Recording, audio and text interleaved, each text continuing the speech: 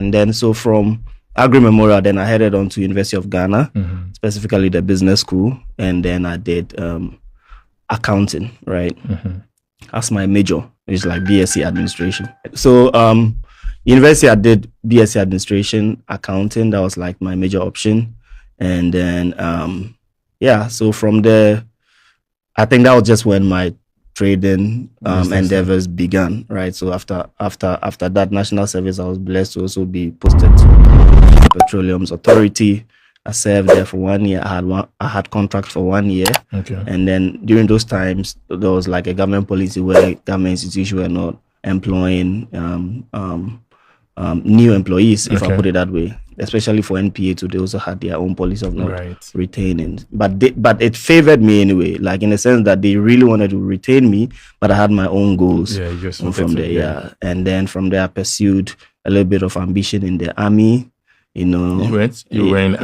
I went briefly, really not up to like my expectation, because I was specifically looking for the Air Force arm, but what was available then was the army itself, the military, the Air Force, Army, Navy. And so like it was not an option to pursue again. That was just when I turned all ears deaf and then focused solely on like Forex trading. Yeah. I think last year you were making some tweets about your father, the home you come from, and then when you were talking, you mentioned middle class, which means you are from a home that is not so poor and not so rich, in the middle. Absolutely. But then when you made the tweet, people came talking about, Coach of Forex themselves, like, that grassroots grassroots story. But I mean, I have a similar story. I'm not from a poor home and I'm not from a rich home.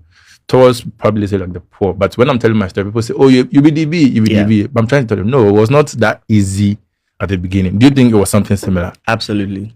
Okay. But the thing with me is that we kind of had our moments, real troughs in the journey. So even the middle class was not absolutely a stable middle class. You'd have middle class and it dips. You get what I mean? Like sometimes situational will just like lead family finances down, and then suddenly it becomes like normal, So there were moments where things were absolutely like terrible, and then there were moments where we just say we're like the comfortable middle class. You can manage it. Yeah. Interesting. That's a nice background. Now, anybody watching this video, right, at the end of the day, I want them to take 3 things out.